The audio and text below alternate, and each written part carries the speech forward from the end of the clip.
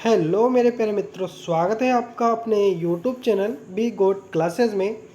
जैसा कि अपन लगातार टेक्निकल के क्वेश्चंस को कर रहे हैं। क्वेश्चंस वो हैं सारे जो कि पिछले एग्ज़ामों में पूछे जा चुके हैं और मैं उन क्वेश्चनों पर ज़्यादा फोकस कर रहा हूँ जिनके अभी एग्ज़ाम होने वाले हैं, जैसे कि यूपीपीसीएल TZT2 DRDO, है ना। तो इस तरीके के जो एग्ज़ाम होने वाले हैं आपके, उसी के क्वेश्चनों पर मैं ज़्यादा फोकस कर रहा हूँ, तो आपको उन्हीं के क्वेश्चन ज़्यादा देखने को मिलेंगे।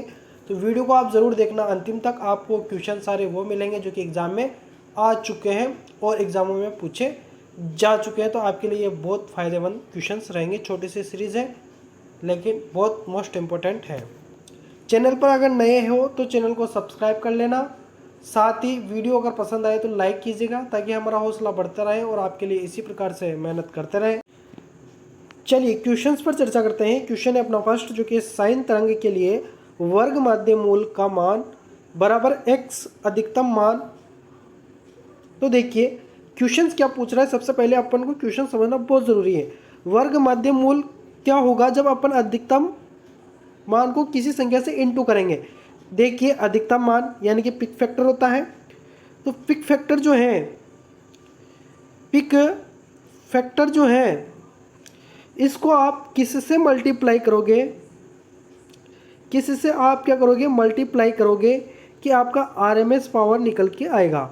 तो आपको क्या करना है, 0/707 से मल्टीप्लाई करोगे तो आपका वर्ग माध्य मूल निकल के आएगा। ये ध्यान रखना, अधिकतम मान इंटू 0.707, यानी कि इस जगह में रख दूंगा 707 इंटू अधिकतम मान जो भी होगा, जो दिया रहेगा अपन को उसको मल्टीप्लाई करेंगे तो आरएमएस पावर निकल के आ जाएगी।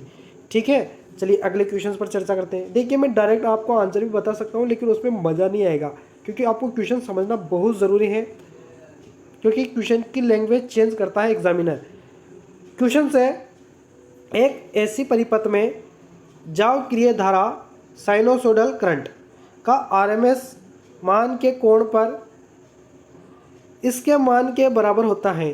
तो किसके मान के बराबर होता है यहाँ पर ध्यान रखना है, तो वह होता है 45 डिग्री। ठीक है, ध्यान रखना 45 डिग्री यहाँ पर कंप्लीटली आपका सही आंसर होगा। अगला जो क्वेश्चन है वह है, किसी तरंग रूप द्वारा एक पूरे साइकिल में तय की गई दूरी क्या कहलाती है। किसी तरंग रूप के द्वारा एक पूरे साइकिल की तय की गई दूरी क्या कहलाती है। देखिए ये अपना इस तरीके से साइकिल बनता है यह। तो ये यहाँ से यहाँ तक की जो ये साइकिल है इसको पूरा साइकिल कहते हैं। समझना मेरी बात को कि इसको और इसको मिलाकर ही पूरा साइकिल बनता है। तो इसको क्या कहा जाता है, तो इसको तरंग दैर्ध्य कहा जाता है, ये आप ध्यान रखना। अगला जो क्वेश्चन है वह है, 150 हर्ट्ज आवृत्ति वाली जावक्रिय तरंग यानी कि साइनसोइडल वेवफॉर्म की कला अवधि कितनी होती है। तो इसकी जो कला अवधि होती है वह होती है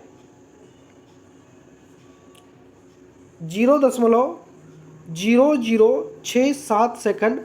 इसको भी आपको ऐसे डायरेक्टली ही याद रखना है। अगला क्वेश्चन देखिए आप, जो कि है विद्युत अपघटन की घटना किसके द्वारा नियंत्रित होती है। विद्युत अपघटन की घटना किसके द्वारा नियंत्रित होती है।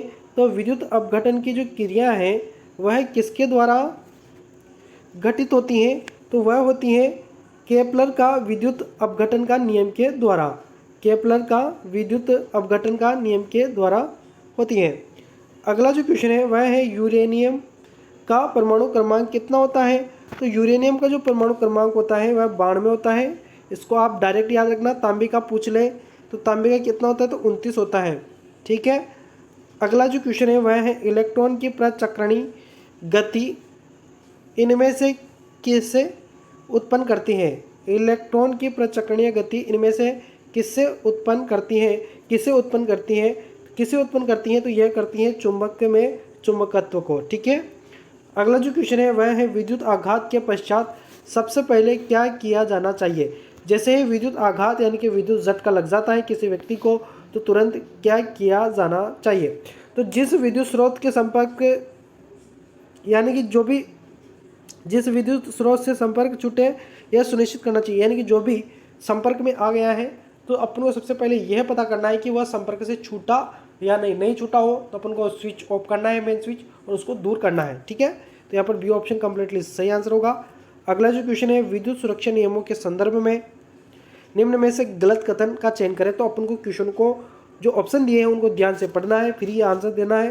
परिपथ स्विच बंद करने के बाद ही फ्यूज को बदलना चाहिए, बिल्कुल गलत का पूछा है तो ये तो सही है। ये तो क्या करना चाहिए कि परिपथ स्विच बंद करने के बाद ही फ्यूज को क्या करना चाहिए, बदलना चाहिए। समस्या निवारण के दौरान अनावृत चालकों को स्पर्श करें। तो देखिए समस्या निवारण यानी कि कोई समस्या है उसका निवारण करते समय अनावृत यानी कि उस पर इंसुलेशन चढ़ा हुआ नहीं है फिर भी उनको आपको स्पर्श करना चाहिए तो नहीं करना चाहिए, ये बिल्कुल गलत बात है। तो ये गलत के हिसाब से अपना सही आंसर होगा। अगले ऑप्शन भी पढ़ लेते हैं। विद्युत परिपथों पर काम करते समय लकड़ी या पीवीसी विद्युत रोधित हस्त पेचकस का प्रयोग करें। तो बिल्कुल करना चाहिए, ये तो सही बात है। खंभों या उच्च उत्कर्ष बिंदुओं पर काम करते समय हमेशा सुरक्षा का उपयोग करें। सुरक्षा का उपयोग तो अपन को करना है, अगर हाई लेवल पर अगर अपन काम कर रहे हैं, है ना, तो हाइट पर अगर अपन काम कर रहे हैं तो वहाँ पर सुरक्षा अपन को जरूर रखनी है। अगला जो क्वेश्चन है वह है, निम्नलिखित विकल्पों से उस निर्देश का चयन करें जो विद्युत अग्नि के संदर्भ में गलत है। यहाँ पर भी गलत पूछा है तो यहाँ पर भी अपन को ऑप्शन को ध्यान से पढ़ना है। जब आप भय संकेत सुने तो पंखे परिचालित एयर सर्कुलेटर बंद न करें। तो क्या अगर अपन को भय संकेत का मतलब ये होता है कि अलार्म अपन सुन लें। अलार्म कौन सा, कि जैसे कि कहीं आग लग जाती है उसके बाद अलार्म बजता है कंपनी में, तो क्या अलार्म बजने के बाद भी अपन पंखे बंद नहीं करें तो ये अपनी बेवकूफ़ी है। तो यह सही बात है, यह आपका ऑप्शन ही सही होगा। गलत पूछा है इसलिए यही सही होगा क्योंकि ये गलत चीज़ है। आप बंद नहीं करोगे तो गलत है। फिर तो यदि आप अग्निशमन दल में शामिल नहीं है तो परिसर से बाहर निकल जाए, यानी कि अगर कहीं पर भी आग लगी हुई है किसी भी कमरे में और वहाँ पर आग बुझाने की कोई व्यवस्था नहीं है तो अपन को क्या करना है, उस कमरे से बाहर निकल जाना है। ठीक है, तो ये सही बात है, निकल जाना चाहिए। लेकिन गलत पूछा है तो ये नहीं होगा यहाँ पर आंसर अपना। जब आप अलार्म सिग्नल सुने तो सभी मशीनों और बिजली को बंद कर दे, तो बंद कर देना है, ये भी सही बात है।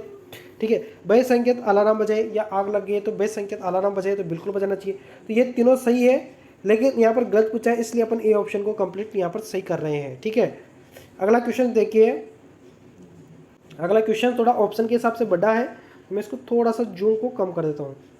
जूम इतना ही कम होगा, समझिए। अगला क्वेश्चन पढ़ लेते हैं अपन। निम्न में से कौन से कारक विद्युत प्रघात की तीव्रता में सहायक होते हैं। तो विद्युत को कौन बढ़ाते हैं, विद्युत प्रघात को तीव्रता से कौन सहायक होते हैं जो विद्युत को बहुत खतरनाक तरीके से झटका देंगे। ठीक है, विद्युत झटका देगी अपन को। शरीर का प्रतिरोध, तो अगर शरीर का प्रतिरोध रहेगा ना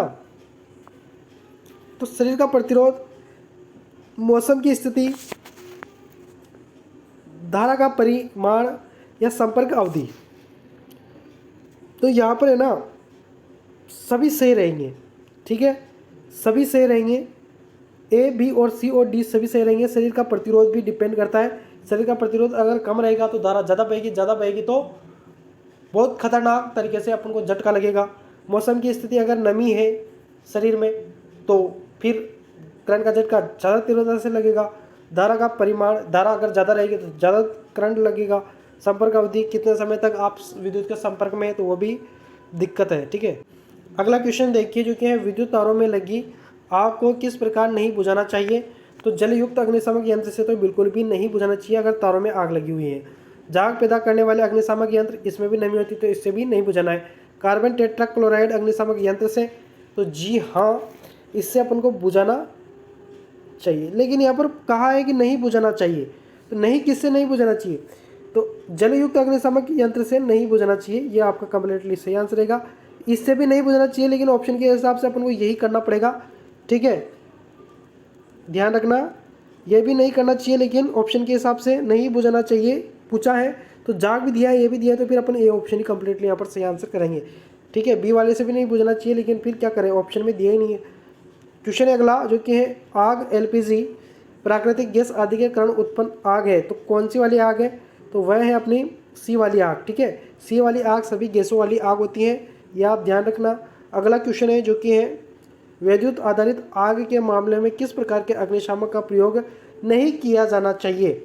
तो किस प्रकार के अग्निशामक यंत्र का प्रयोग नहीं करना चाहिए वैद्युतिक के लिए। तो देखिए ये क्वेश्चन उसी से संबंधित आ गया है। तो फोम अग्निशामक यंत्र का प्रयोग नहीं करना चाहिए वैद्युतिक आग के लिए। हेलोन करना चाहिए, कार्बन करना चाहिए, शुष्क करना चाहिए, लेकिन फोम नहीं करना चाहिए किसके लिए, वैद्युतिक आग के लिए। अगला क्वेश्चन है जो कि है एक अग्निशमन माध्यम के रूप में रेत से भरी बाल्टियों का उपयोग आमतौर पर किस प्रकार की आग को बुझाने के लिए किया जाता है। तो किस प्रकार की आग को बुझाने के लिए किया जाता है, पेट्रोल, डीजल, एलपीजी या बिजली की आग को। तो यह बिजली की आग को बुझाने के लिए किया जाता है, ये आप ध्यान रखना। तो यहाँ पर अपने 50 क्वेश्चंस आज के कंप्लीट होते हैं। अगले नेक्स्ट वीडियो में फिर से अपन 15 क्वेश्चंस को लेकर हाजिर होंगे। तब तक के लिए धन्यवाद, शुक्रिया।